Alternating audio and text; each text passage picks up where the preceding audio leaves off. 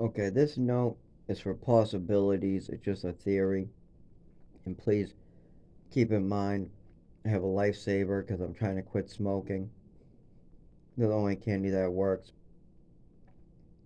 But I gotta get this off my mind because I might forget about it later, how to say it, or how to describe it. So, one thing that I worry about is how a whole organization, like a government agency or a state, can try to do things in a certain way to benefit only themselves when there's perfectly good taxpayers of this country that are trying to just live there. So let's say the state of New Hampshire just tries to get rid of me. They know what I'm saying is true. They know that it happened in Massachusetts. They know that I was trafficked to all these different states, but it's not their problem. The state of Massachusetts, I mean, the state of New Hampshire decides that they just want me to leave or get out. Well, to do that, they would have to try to, I don't know, affect my income, not give me benefits, pretty much do what they've been doing by not giving me benefits, playing a game, forgetting to file paperwork on time, forgetting important details and screwing it up, trying to give me times to show up that I've already told them it's impossible, and then saying there's nothing. Some of these games that there seems to be played at the doctor's office or with them, and not I shouldn't call them games. I should say lack of interest or lack of care and compassion. Like, for instance, the doctors wrote me a note that said I'm excused from gym class. I don't go to school, I'm not in gym, I'm not in a class.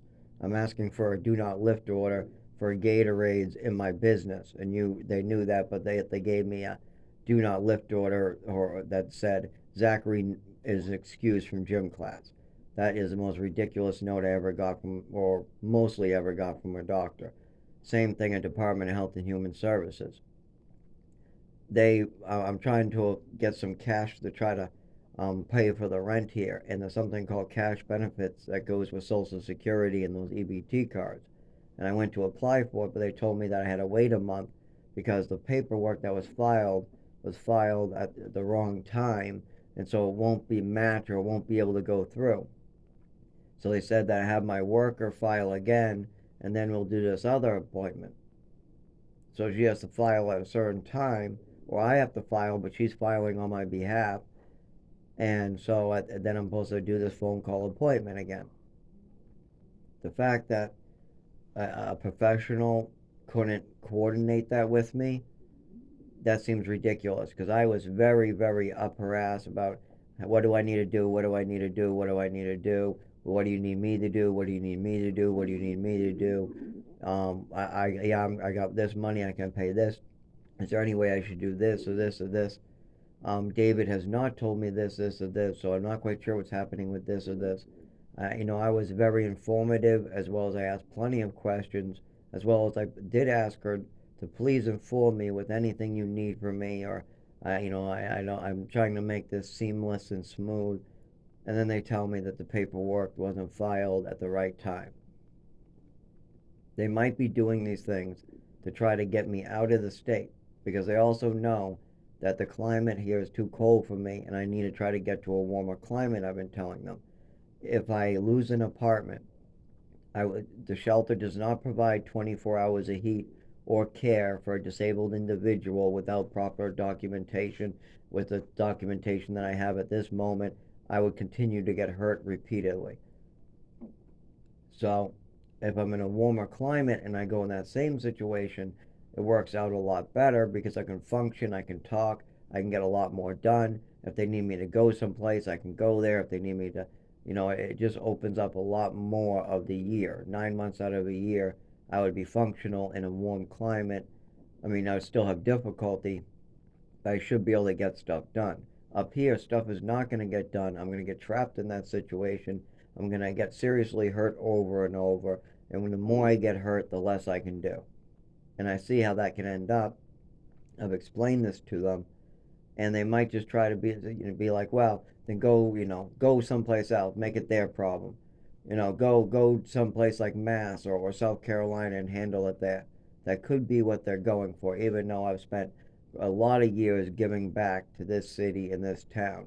During COVID, I was working extreme hours, putting my body at the risk, not claiming anything in benefits, paying my taxes, and helping every single person that was out there. I was also taking care of, two different people that were in my household that were a lot of work that would have been on the state. If it wasn't for me, they would have had to invest hundreds of thousands of dollars into these two. And I was able to save them all that money. These two wandering around by themselves using the system would have cost them a fortune, the state. Getting them separate housing by putting everybody together and getting everybody the services they needed, and by pretty much doing all the work that the state was supposed to be doing, I was able to save them money on these two individuals.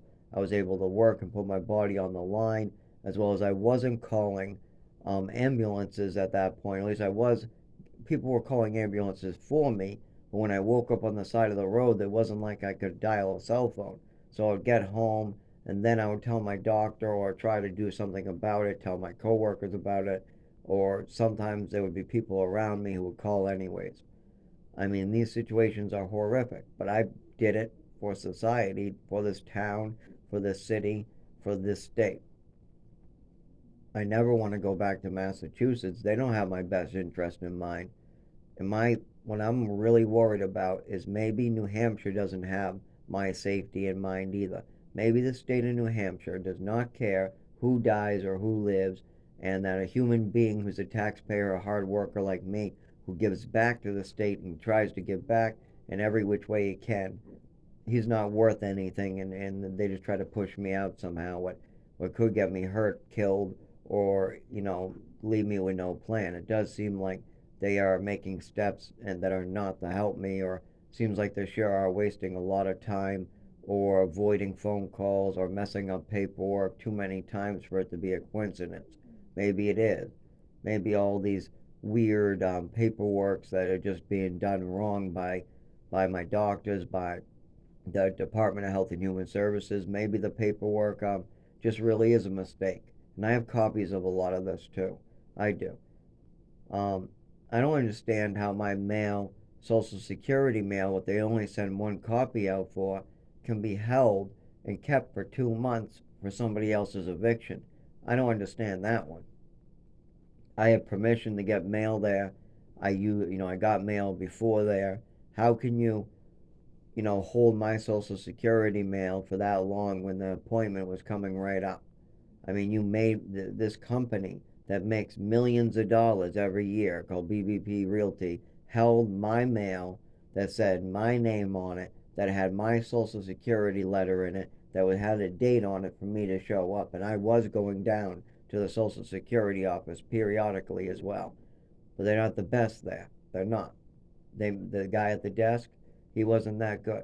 I guess I didn't ask him just the right way. I asked him if there was anything going on with my case.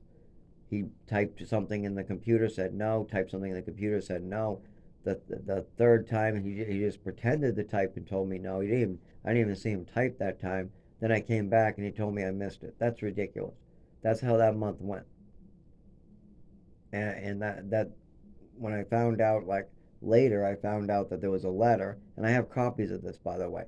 I have photocopies of this letter being held, even the paperwork that goes with it that says it was being used in a court case against somebody else, that they held the mail, and it proves that they had people staying with them. Just because I was getting mail there, I guess that could mean that, but it gives you no right to not give it to me after. You got your photocopies. Why do you need to hold it for 2 months and totally fuck me up? That's illegal. That's illegal to be holding mail for 2 months or that like that. And they did it on purpose. I'm sure they are allowed to take a photocopy of it, but then they misplaced it or put it in the long box, or and then that's all they're going to tell them, when really they had it at home in some drawer in their sock drawer, nowhere near the company. People play games like this and get people hurt, and that's the problem. And I'm really worried that the state of New Hampshire or some of these workers might not have my health, my safety in mind, my best interest in mind. I think maybe they just have themselves or maybe their job, or maybe their orders in mind. Maybe their orders are to save the state money and try to just do that. Maybe the orders are to get rid of me. I don't know. But it would be nice to know what's going on, and it would be real nice to have support from somewhere. I'm basically been doing all this work myself for, I don't know, 20 years. I mean, ever since I was in the programs, I had to build myself up. It wasn't like anybody really, picked up my girlfriends. No, I had to go get a friend of the family to do it. I did favors. He taught me how to landscape and do a bunch of other things. That was a relationship I built. My father and mother, and my only person that had anything to do with that was my brother. My brother connected that relationship, and I ended up being able to pick up my girlfriend, things like that. Older, my jobs, I built those. My apartments, I built those. I had to go places, I had to do things. I'm the one who had to do the work, I'm the one who had to be there.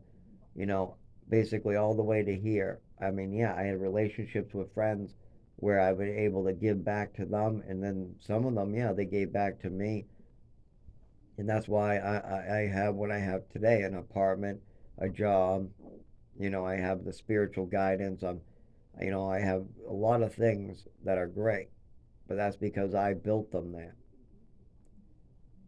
But that doesn't mean all of them stay there. Things could get really unhealthy for me really quick, and they already are very unhealthy for me. But that's a seizure disorder. The rest is doing much better. I mean, as far as the GI, as far as all my other disabilities, I've never been better. My hyperactivity could be cut back a notch, but my spirituality, my patience, my calmness when people get mad or violent, my I guess you would call it patience with people. I have a high tolerance for assholery, and I'll leave it at that.